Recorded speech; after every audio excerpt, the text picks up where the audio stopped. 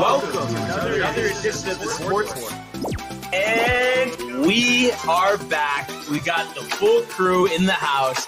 That is what it's all about. The Yankees, out of any team in the league, are the best equipped to handle a blow like this. I think there is a higher power at play here. He's due law of averages. That dude is the ultimate scrub. It's trash.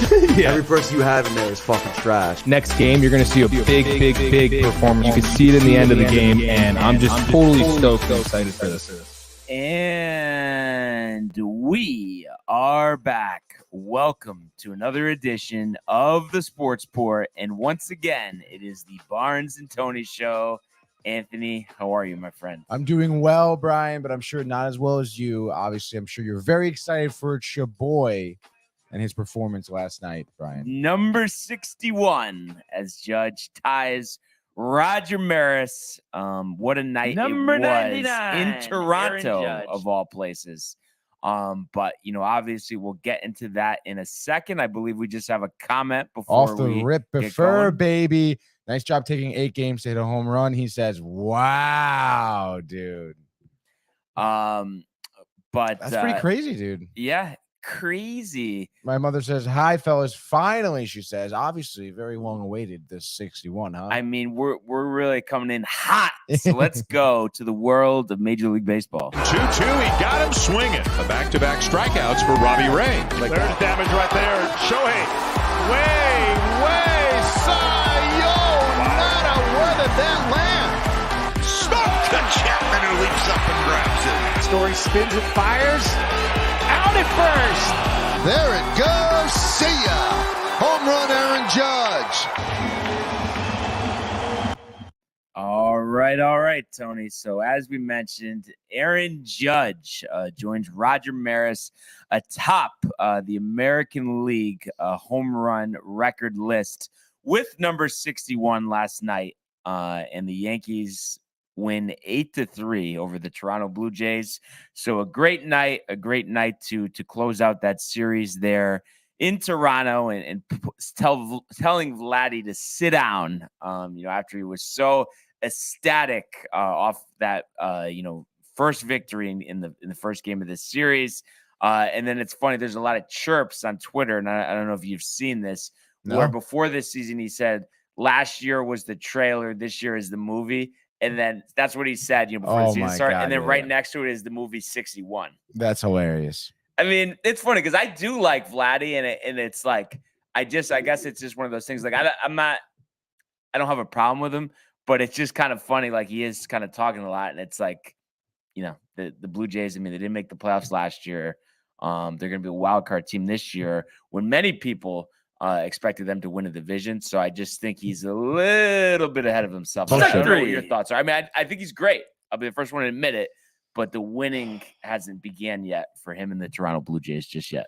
Yeah, I suppose. I mean, when you think about it, I mean, I feel like he was off to kind of a slow start to the season as well. I'm not exactly sure. Do we know his stat line here on the season? So I know. Jeez, I wanted to say he had 30 home runs, but let's see. I'll just click on it right now. I'm having the box score. But I feel like, 30 homers, 93 RBIs, 275. So nothing nothing crazy, good, but not crazy. Yeah. But still, I mean, for someone like him to be chirping, and for someone like him, off of the season he had last year, who he was looking out to be some type of breakout superstar. And obviously, of course, talking about, how last season was a trailer, this season's gonna be the movie here. And I mean, how's the movie? Yeah, it's not great, dude. I'm walking out, I think. So, I mentioned 8-3 last night, and we'll kind of give you a synopsis of how we got there. The pitching matchup, of course, Garrett Cole versus Mitch White. And if you look at it, the line for Cole here started out great, gave up the lead around mid-game before Judge, hit the home run, but he goes 6 1/3, 3 hits, 3 runs, 1 walk, 4 strikeouts, and 1 home run allowed, which was to Danny Jansen in the 6th inning. And he actually, with those 4 strikeouts, ties Louisiana Lightning Ron Guidry atop the Yankees single season list for strikeouts in a season at 248. So I'd imagine, he'll get one more start and break that record. But I mean, I know overall it's okay, but here we go again. The ERA now sits at 3.51 for the season. So it's just, you want more dominance out of your ace. And it just seems like for whatever reason, he's struggling to do that, kind of just pitching more average than elite. And that's not what he's paid to do. But just to kind of give you an overall, of the scoring here. So they get on the board early in the first. You had a Josh Donaldson single scoring Aaron Judge. Look at that. You had Oswald Peraza getting the start, actually batting cleanup for a change, different lineup. Anthony Rizzo was actually the acting manager for this game. So Yankees having fun with it after already clinching. So yes, Peraza. Sure, Aaron Boone was happy. Oh, of course. Peraza singles to make it 2-0. And then Marwin Gonzalez with a sac fly to right, scoring Josh Donaldson. So 3-0 Yankees after one. No scoring till the 6th inning. And it seems like for whatever reason, that's been a trouble inning for Cole. And he gives up a solo shot to Danny Jansen. He gives up another run on a Bichette infield single. And then Vlad Guerrero Jr. with a sac fly to tie the game at 3. But Aaron Judge comes up in the 7th inning with Aaron Hicks on first. Deep to left on a 3-2 count, 394 feet, number 61, tying Roger Maris. Dude. So he gets the monkey off his back. And it's funny, I mentioned to you before the show. I can't imagine that fan there in left field has the glove right over the, he's sitting in the first row. So, right over the rail or whatever. There he is, dude, missing it. Just misses it. So, I mean, that's got to be something he's going to play back in his head over and over again. But the Yankees don't look back after that. And, that made it 5-3. Bader singled in the 7th to make it 6-3. And then in the 9th, Bader grounded into a fielder's choice, but there was an error scoring Donaldson to make it 8-3. So and as well the Cabrera. So 8-3. And then Aroldis Chapman, we mentioned him, actually had a very impressive 9th inning, striking out 2, retiring the side in order. And the Yankees pick up their 96th victory of the season. It was interesting. Britton came in relief of Garrett Cole, struggled with the command, once again walking 2 batters. So he looks like he's had some struggles. Obviously, I think he'll have more of a leash than what Chapman would have, but with the way he looked, he might be working himself onto this postseason roster after all, albeit most likely not in a closer's role. But all in all, a great night for the Yankees.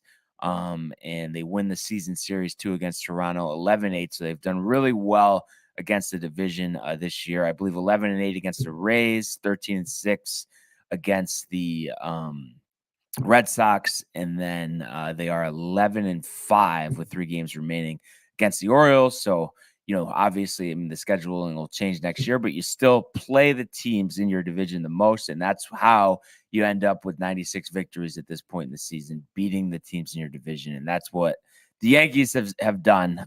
So they'll get an off day here to rest, and then the final series at home of the season against the Orioles before they head to Texas for 4 games, which was ironically enough supposed to be the series that began this season. But obviously we know with the way the lockout was in the offseason, that was pushed back. So all in all, a great time to be a New York Yankee. Oh, yeah. Speaking of which, a few comments to get to. Michael Theophil says, all rise. He also says, all fun in the Bronx. Not sure what's going on in Flushing. Well, you know what, Michael? They're winning games in Flushing as well. So you really should watch out, okay? Prefer $3 million drop ball. He also says that he was 3-0 yesterday in the prediction, Seattle Cubs, Arizona. Matthew Gabriel with the what's up, Seattle muchachos. Oh, yeah. No. He switched to Rangers. He's a fraud. He switched to Rangers because I had Seattle. Yeah, I know. Yep. Prefer says internet searches for Judge took forever to hit a home run. Highest internet history with the jokes here. Matthew Gabriel says they flushed the toilet in Flushing. Matthew, always with the insight. Matthew really with the insight, you said? Of course. They don't flush in the Bronx. That's why it smells like shit. Tony. You tried there. It was a reach. My A mother reach says, by and the a way, no, it force. wasn't a reach. It wasn't a force. It was Okay, a force. it was not a force. force. By the way, Dude. Barnes. By the way, what? No. See, it's funny because she texted me. My mother, by the way, is about to get back surgery. She's in the hospital right now, right? Oh, okay. And she texted me after the show. She goes, "I'm in the hospital. It sucks. It smells. I'm alone, but Brian can't change the bet, okay? Cheesecake for you to win, nothing else, dude." Hey, I am excited about the cheesecake, and obviously, cheesecake. best wishes to her with that, of course, as well. Mm-hmm. But looking forward to some cheesecake. Let me tell you. Honestly, Brian, even if you lose, I'm still probably gonna get a cheesecake. Bring it here. So yeah, because I haven't. No harm, no foul. I don't think I tried it. No, right? You didn't even try it? I don't know because I know I don't there was. remember either. I know there was, but I think it was we ate something. It was like something she made for dinner. We had at your place. Like that was the lasagna. Lasagna. Yeah, that was so good, dude. Matthew says, "Touche, Tony.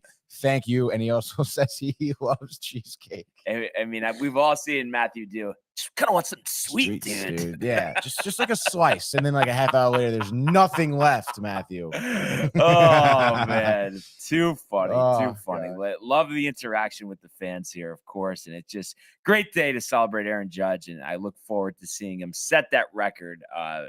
Between the next 3 days. At home in front of the fans where he belongs. Do you think now that, he kind of broke the monkey is off his back with like tying, do you think it's going to be another like few games till he breaks it? Or do you think it's just going to, when it rains, it pours? Next game? He's not bugging now. He got it out of the way. And then, the Orioles, of course, they've had a good season for their standards, but shouldn't be as hard to get one off of them than it was, in the previous series. So Rizzo manager after retiring? I mean, how could you argue it? Honestly, dude. I mean, you saw him in the dugout. He was laughing. Obviously, he's the clubhouse guy. I would imagine he's great for morale as a manager, dude. Yeah. Yeah. No, I think everybody likes him. I mean, I think it's that's what it is. Something about a Napoleon. Yeah.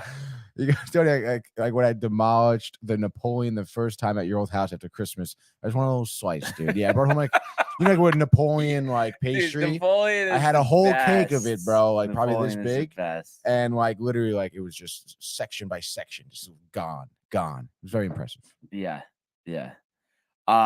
So that's obviously good stuff. Getting me hungry over here as we often do. And now with the jab, get ready for a very apologetic speech about my Mets. My mother says the job is not done, but as Tony will allude to, the proverbial monkey off their back for one night as they escape in extras against a second to last place team in the Florida Marlins. Right. Anyway, Marlins. Dude. Yeah, Florida Marlins. That's very nice, dude. So let's just get to it because Brian is just trying to wax whatever. I don't even know what he's trying to bring me down. Obviously. So let's talk about the Cy Young Award winner that is Taijuan Walker last night. Oh yeah, sure. So Taijuan Walker, he started against Jesus Luzardo, who's actually a really good pitcher. He is. It's a tough pitching matchup here, and a tough pitcher to get through in terms of the Mets lineup. And you saw that right away because we were didn't score until the 7th inning here. But to start it off, Walker looked decent. Honestly, his breaking ball he had good location. He had a high strikeout rate. His first couple innings, it was just doing regular business here. Ground out to third. You saw Escobar take it right. That's the first inning right there. He's looking nice. Looks like he's got some type of momentum going. He feels loose. He's looking pretty good. He's got nice velocity in the fastball. We've seen that before. But the issue with Walker, which we've seen before, is just his longevity just hasn't been there, especially now it's deep in the season. He was in the 6th inning, could not get an out. His final line was 6 hits, 3 earned runs, 2 walks, 8 Ks, right? So he had that high strikeout, but I mean, 4th inning gave up a 2-run homer, De La Cruz, who's actually been having a really good series against the Mets. And from what I've seen, a decent year as of recently. So he's obviously a talented player. He was definitely, pesky this game, pesky the first game as well against the Mets here. And then after that, he was just giving up kind of hits left and right here. 6th inning, they only score in a sac fly, Miami. But I mean, still, I think he was in a tough. I want to say it was bases loaded. He gave up 1 run and then ended up getting it out. Kind of getting out of that jam, which is good. I guess he still has that capability. But afterwards, 7th inning gives up an RBI. 7th inning, Lugo's in now. Gives up an RBI double. Lugo, we've seen kind of, struggle with location a little bit, and he did yesterday. I believe one of those runs by Walker was inherited from Lugo too. So his line was real and giving up 2 runs, I suppose. But um, nonetheless, Lugo had some issues locating, basically every pitch he had, to be honest. Because I think he threw a fastball up and in. It was probably a little bit too over the middle of the plate, which kind of gave up that RBI double. And then before that, I mean, he walked one batter, right? Gave up a hit immediately. Still, he got 3 Ks, so his curveball was still kind of there. But other than that, his other pitches he definitely has to work on in terms of that location. But then after that, it's the 7th inning, right? So now the Mets decide to start scoring. Kind of as Luzardo kind of gets out of the game. He ends up, I believe, he ends up that first home run to Escobar, I believe, which is that puts the Mets on the board here for 2 runs. And we'll talk about Escobar, but he homers, in the 7th here to start off the scoring, 4-2, adding some type of spark to the Mets here, which is exactly what you want. I mean, we talked about Escobar being in the bottom of the lineup and what he's done previously, even in the month of September, but just as of recently, the last week or two, just has been kind of quiet. But obviously here, showing up with a little bit of a bang here, and as Escobar, makes that 2-run home run. And then the next inning, we have, I believe the bases were loaded. And Escobar's up again, and he hits a 2 RBI single to tie up the game. Alonso and Nimmo scores. And now all of a sudden, Escobar, who is pretty quiet, now, put the Mets on the board and tied the game up as well. He has, at this point, 4 RBIs in the night. 9th inning comes along. Diaz comes in. It's 3 up, 3 down. He struck out the side very decisively with mixing up his pitches as well. I believe, I think it was off of 2 sliders and a fastball, which he strike out. And the sliders, it was different parts of the plate. One of them was way low and outside, making the batter swing. Obviously, fastball was just high, tight, and the batter just could not beat it here. So Diaz, getting his way through the 9th, seemingly still pretty unhittable right now, which is great. We kind of saw him struggle a little bit a couple of weeks ago, obviously getting that, out of his system, hopefully, here postseason. It looks like he's going to be pretty lights out. And then 10th inning, well, I guess I could talk about the 9th inning really, but I think it was like bases were loaded, maybe. We're runners on 2nd and 3rd, 2 outs. Lindor's up at the plate, and they're talking about, well, this is the time for someone else to step up, and here's Francisco Lindor. Ends up flying out to like 2nd base or something, pop out. But nonetheless, 10th inning here, Escobar comes up big yet again with the walk-off single.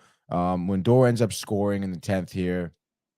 And, Escobar ends his night with 5 RBIs.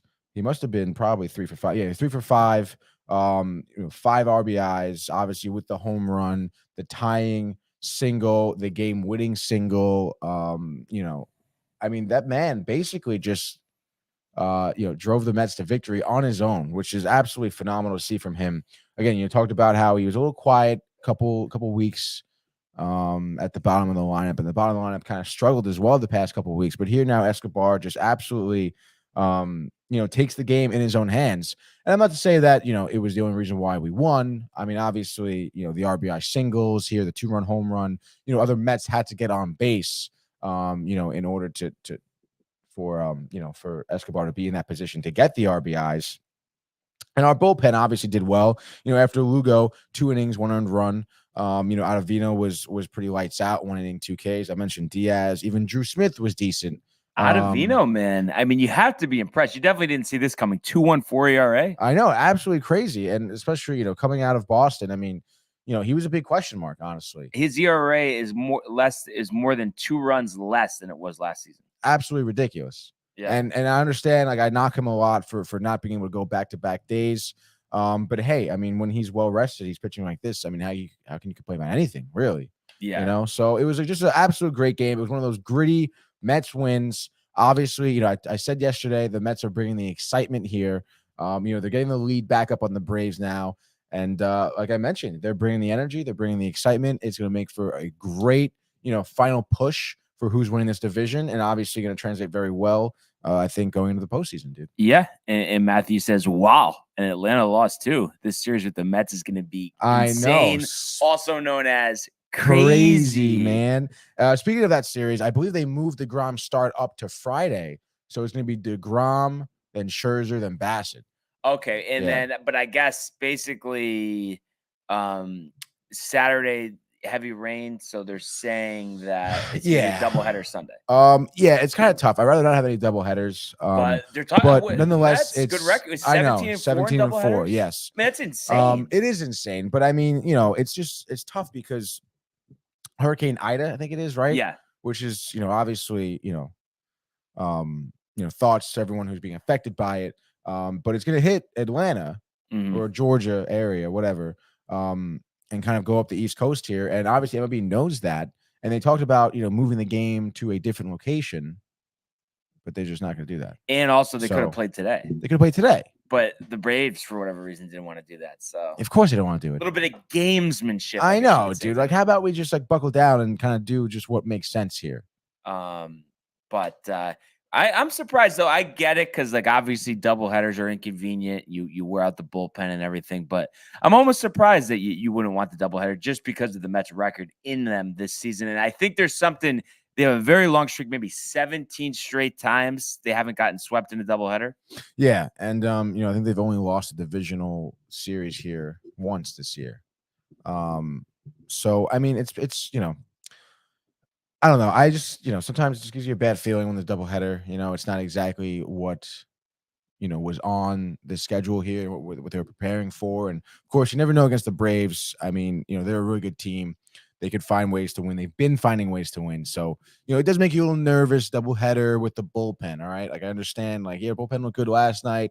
We have great pieces in the bullpen, but some of them are a little rocky. Some of them I don't have a whole ton of confidence in, which is why a little nervous, here about the doubleheader, Yeah.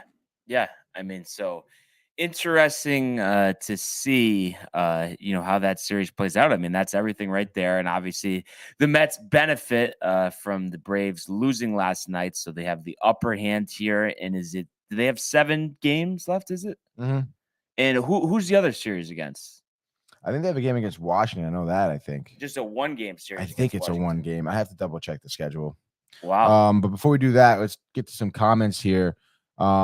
Matthew Gabriel, Jeter and Rizzo, the future of Yankees front office. I don't think Jeter's going to do it. Yeah. It seems like he doesn't want to be in the limelight as much. I know. I mean, you saw him on the K-Rod cast. I mean, I don't think he was very happy, being on TV.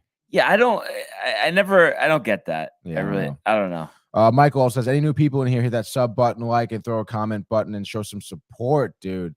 Absolutely. We got quite a few bodies in here. Love the fan interaction. If you guys are enjoying this episode, obviously subscribe to Downtime TV on YouTube. If you're on, any other, streaming service, whether it's Facebook, Twitch, Twitter, hit that follow button. Let us know what you think of the show. And don't be afraid to drop a comment in here. Talk some discussion, talk some Yankees, dude. Aaron Judge, 62. No, Mets better than Yankees, probably. Matthew also says, wow, Atlanta loss gonna be insane. He said that. My mother says, when the Mets win the whole thing, lasagna and cheesecake for everyone. And that's just how everyone benefits, honestly, dude. I mean, hard to argue with that. Oh, you want the Mets to win? He said it. No, I didn't.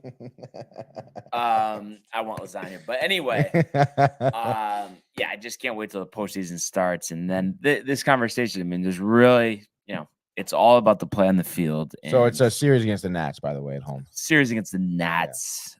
So we're going to end it, dude. Everything right in front of you. Unlike the pick segment, which is pretty much clinched at this point, but you did have yourself a nice night last night, going 3-1, bringing your record to 25-33. I sit at 33, 24-1, and obviously this going till the end of the regular season, and 7 games left.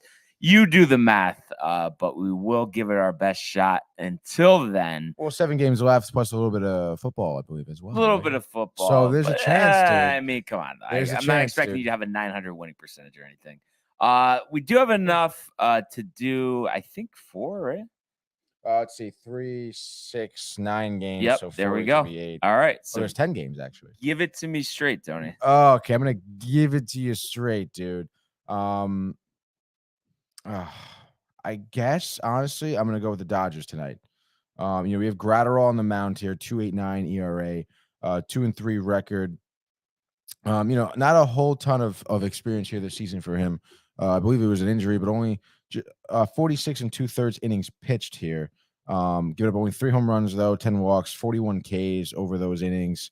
And of course, the Dodgers just winning yesterday in a snooze fest, but also kind of a nail biter. 1-0 win against the Padres in 10 innings, mind you. So I'm going to say the Dodgers take this one because San Diego here undecided. And I feel like, the past 2 games, well, I guess yesterday, really, the lack of offense, I feel like that's going to translate to today as well. And the Dodgers scoring only 1, I don't think so. It seems like this game, this battle for California here has been interesting because the past 2 games have gone to 10 innings. Yeah. Which is pretty interesting, honestly, because I would really have expected the Dodgers to kind of blow San Diego out of the water But here. I think there's nothing for the Dodgers to play for. Everything's clinched. Yeah, that too. And I think with San Diego pushing an undecided out there, I think Gratterall is going to pitch pretty well, So give me the Dodgers here. I'll say 3-0. All right. So for my first pick here, I am gonna go with the Phillies. I mean, backs against the wall, really blowing it. I think 4 straight losses, including a loss to the Cubs last night, hanging on for dear life for the 3rd and final wild card spot. So I think with Suarez on the mound versus Assad, the rookie pitcher for Chicago, I think the Phillies step up, get this thing done. 220 from Wrigley. So let's say Phillies 5-1 over the Cubs. Suarez will go 6 innings, 9 strikeouts, 1 earned run, and JT Realmuto hits for the cycle, drives in 4 runs. Wow, dude. Hits for the cycle, huh? There we go. A name we mentioned a lot today, a lot this season for the Giants, Carlos Rodon on the mound here against Colorado, against a Ryan Feltner. Ryan Feltner, obviously here, 26 young buck here for Colorado. He's been pitching for a little bit for them, 3-8 on the season, 5.91 ERA. Obviously, Rodon, we know his stuff is good. We know his stuff is there. I feel like with Colorado, I think it's just a simple pick. San Francisco flirting with 500 right now at 77 and 78. I think a little bit of a disappointment this season for sure. But nonetheless, against Colorado here, I would say, Rodon could easily go 8 innings, maybe 1 earned run, 10 Ks, giving that length, what we've seen from him. I'll say San Francisco wins this one 3-1.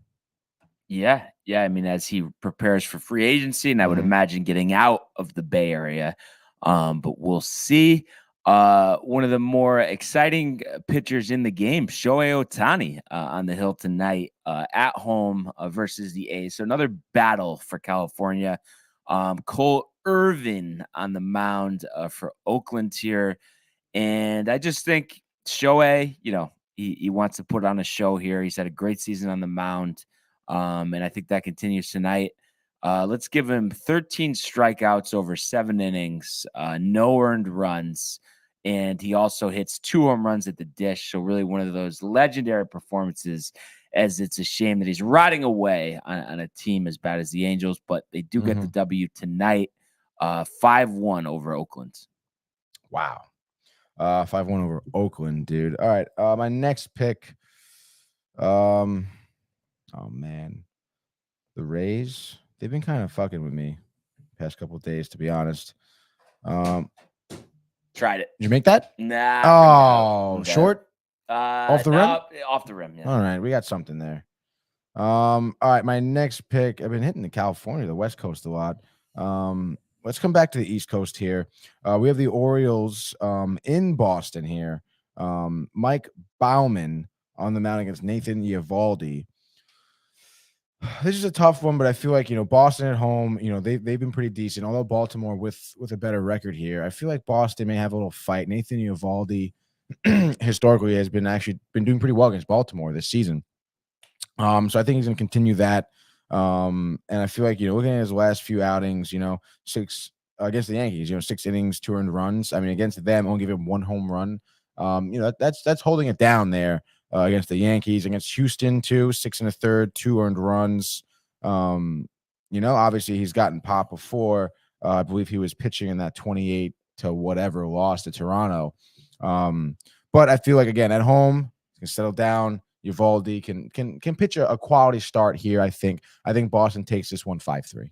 Wow. Boston playing out the string. Mhm. Most last place finishes the last 10 years in the American League East. So that's kind of interesting. You wouldn't expect to see that, but just kind of shows the tough times that they've fallen on. Every once in a while they'll have a great year, maybe win a title, but no consistency there in Boston. I know. So I'm going to go with a team that's playing for everything. The Milwaukee Brewers here. Eddie Lauer versus I think it's Brad Garrett from Miami.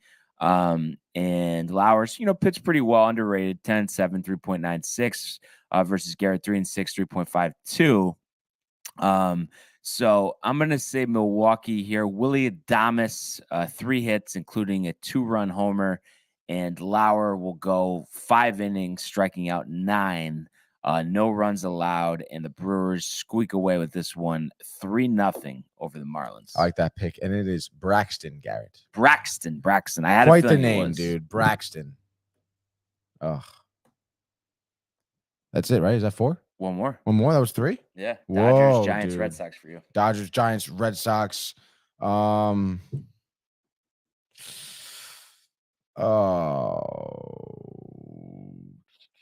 I guess give me the Tigers. Tigers? Wow. It's interesting. They're playing the Royals tonight in Detroit here. Eduardo Rodriguez on the mound for them. Jonathan Heasley on the mound for Kansas City. And I just feel like Kansas City, in my opinion, doesn't have much of an offensive leg to be standing on here. Detroit, Baez actually having a okay season, average-wise, I guess. Not power-wise. Not power-wise. He has 15 home runs. He only has 61 RBIs. And he's leading the team in like every category. So it's pretty sad. I think this is like a battle of the shit teams here. And I suppose, I feel like, I don't know, dude. Rodriguez can have a decent start. Just looking at his last few starts, against the White Sox, 6 innings, 3 earned runs, another one, 6 1/3, 2 earned runs. LA, he went 7 innings, 3 earned runs. So I feel like you can hold Kansas City to 3 runs, right? Why can't we law of argue that? averages, Law of averages, right? And then, I feel like if anything, Detroit can score more than 3 runs. So let's say Detroit wins this one 4-3. Wow. Huh? I'm going to go with the Mariners against Texas again. Marco Gonzalez versus John Gray. I don't know why Marco Gonzalez, I feel like, is the future 5th starter for the Mets. I don't know why I'm just envisioning that. I could see it happening. I'd have to check some tape, dude. But he's not bad. I think he's better than Walker. Anyway, Mariners really want to make the playoffs this year. They got to win every game they can, and Gonzalez will get the job done. Texas, we've talked about it, kind of the same reasons as yesterday. So I'd say, Ty France and Suarez go deep. Gonzalez, maybe 6 innings, 3 earned runs. And I want to say Mariners 6-3 over Texas. Love it, dude. As a couple of legends enter the room, and Michael and Renee. So we'll see. That's 4 apiece. Phillies, Angels, Brewers, Mariners for me. Dodgers, Giants, Red Sox, Tigers for you. This could get tight, dude. You This never could know. get tight. It could get out of hand for you. And tight. Yeah. Dude. Which could be potentially the way the football games goes tonight. So let's go to the world of the National Football League. 101, 2 touchdowns.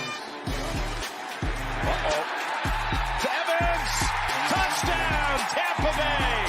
How about that throw? Sam Darnold blasted. Oh my goodness, did he take a hit? In trouble, what? Brings him down. Lost one from Odell Beckham Jr. Got it down. Touchdown. All right. right, Tony. Week 4 begins tonight on Prime Video. Miami Dolphins Video. at the Cincinnati Bengals here. And Cincinnati, despite a 1-2 start, 3.5 point home favorites. Obviously picking up the W against the Jets last week. You look at the Dolphins, winning that game against against Buffalo last week, so everyone was impressed there. And Tua, I was just curious, because he obviously had the injury last game. I'm just seeing if we have any updates here. Expected to suit up for Thursday's game in Cincinnati. That's crazy, dude. Yeah. So I think there might be some, something suspicious going on with the handling of that injury. I think they're just like, listen, this is the best start we've had in a long time. We want to take advantage of it. We need to make the playoffs, and we want to finish as high in the AFC as possible. So even if we have to, be a little fraudulent here, that's what we're gonna do, and that's kind of how I see it. Listen, man, you only have so many opportunities in the NFL, especially first year coach Mike McDaniel. He wants to come in hot. He wants to make an impression here. And, he knows he needs a starting quarterback, in here to beat the Bengals on the road. I mean, they're not going to do it without him. That's for sure. But I've really been impressed with, how they've thrown the ball this year. Obviously, Tyreek Hill has played huge dividends. And it was funny. I was listening to the morning show this morning, and there was some interview with Tyreek Hill, and he was claiming that he didn't know who they were playing and that they were playing on Thursday night. Like, and this interview was done a few days ago. It's like, I'm not buying that. Come on. Yeah. You know what I mean? Like, I could see him being a little spacey, but I don't know about that spacey. Like, he knows they have a Thursday game. I mean, the whole practice week is different. Right. But do you think there's a possibility he really didn't, though? No. Would you? Yeah. But no, and I could see too why Miami, listen, Tua, he's not going to win the MVP, but you think about the alternative, Teddy Bridgewater. We know the limitations he has, so they want to, get the ball going through the air. I think they have to do that with Cincinnati because, after a tough start, I think Burrow's ready to settle in. He found Chase a few times last week, and I think he's going to continue to do that. We know about T. Higgins, mixing out of the backfield as well. So Cincinnati's prime tier. They want to restart their season 4 games in, getting this victory here. That's what they're looking to do. And I think it's going to be a tough matchup for the Dolphins. And, as we've been doing in these standalone games, I'll give you the pick of the litter here. So it's either minus or plus 3.5, obviously Cincinnati being the favorites. Once again, I have an inkling of where you're going to go here, but I'll leave it up to you. I'm sure you're gonna say it. I'm gonna go with the Bengals. I just kind of got that feeling here. Burrows, I feel like, is really kind of, settled in after the first couple games here. I mean, there's a reason why, he was so highly touted and obviously having such a successful season for himself. And it seemed like Burrow now had some, some time in the pocket here to make the throws that he needs to do. And I feel like Tua, I mean, just like Brian was saying, I think there's some kerfuffling happening here with Tua. And I think he's not going to be 100% for the game, to be honest. And I think that the Bengals defense might be able to get to him early, in which case Tua is going to crumble. We're going to see him throw some interceptions here. We're going to see, Miami kind of get, bitten in the ass here for kind of trying to force Tua. Not necessarily force Tua. I'm sure Tua wants to play as well. But, having Tua, playing where, he probably is concussed, dude. He probably, isn't really feeling great, or he has what they're saying it was a back injury or whatever it is. I don't think he's going to be 100% for Thursday. It is that quick turnaround for him as well, coming off of that hit from Sunday and everything. So, and I feel like Burrows, like I mentioned, he's going to throw very well. I would say, sorry, there's a fly over here. I would say he throws for over 300 yards, honestly, easily. Maybe 3 TDs, runs one in on his own, pretty tight, in the red zone here. No interceptions, keeping it clean, tight, concise, being that leader and that professional quarterback that he is. And I would say Bengals roll into this one. I say they take it 35-21. Wow. Yeah. Well, I have to say, I was not expecting that in terms of being that wide of a margin. Oh yeah, dude, wide. And to be honest here, Tony, I mean, if I was taking the spread first, I definitely would have taken Cincinnati. Just because, tell me this isn't familiar. You know, a team gets off to a hot start. They have a game against an opponent who's struggling, but we know they're better. And it seems like how many times is that team who's undefeated or whatever it is just rolls in there and it's like they come down to earth. Like eventually they're going to come down to earth. And I think that could happen tonight, but obviously got to roll with the punches here. So Michael Theophil says tight. High and tight. So I think we're going to have a shootout here, actually.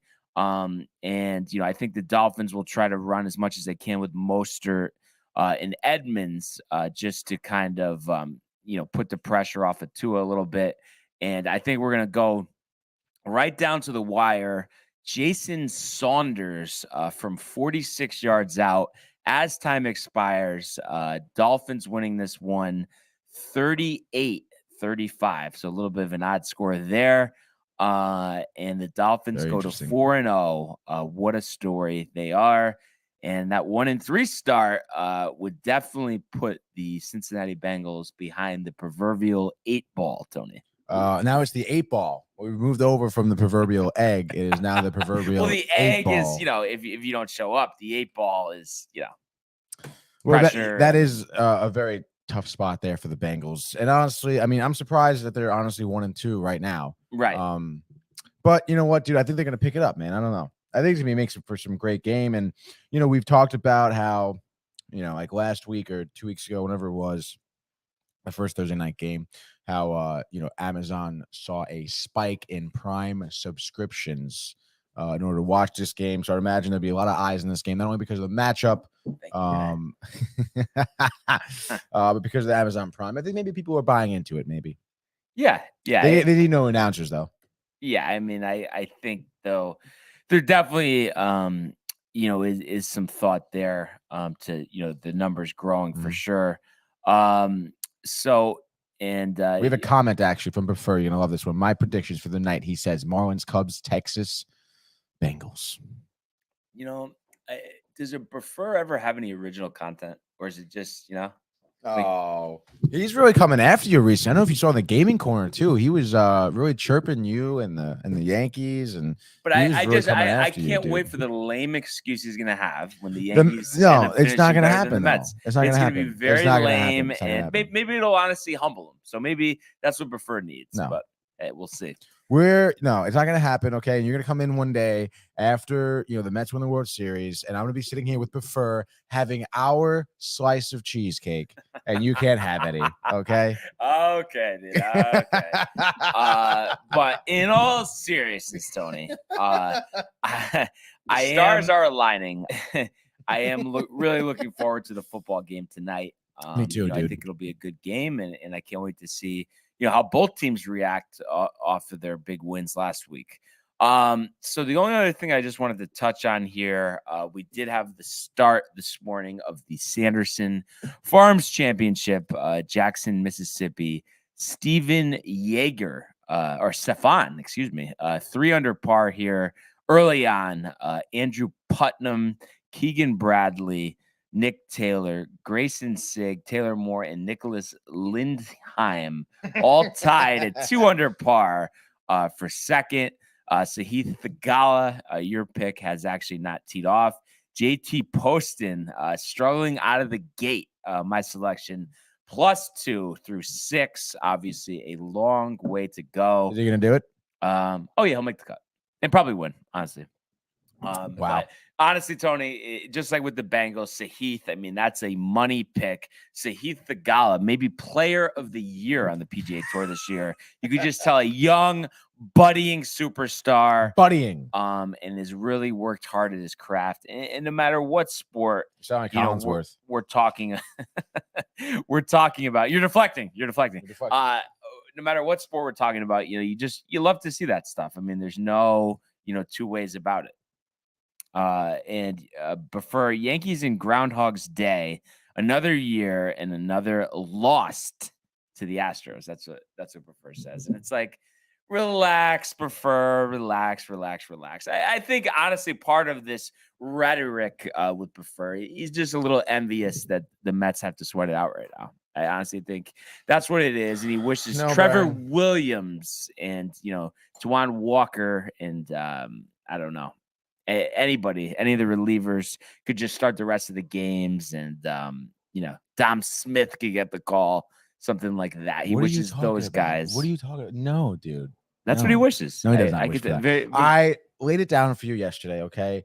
The Mets are trying to make it dramatic, make it entertaining, but in the meanwhile, they have it all in the bag, dude. All in the bag. and as I always say, In the bag, Brian. we will see. But obviously, exciting time here. And the stars are aligning. A lot of baseball games coming up with these wild card series, and I guess the division series, at least for the bugaboo, both leagues, will start on the 11th. So, despite only a few games left here, we still got a ways to get there due to the wild card round. So let's see what happens. I mean, we may have some surprises. We saw that back in 2020.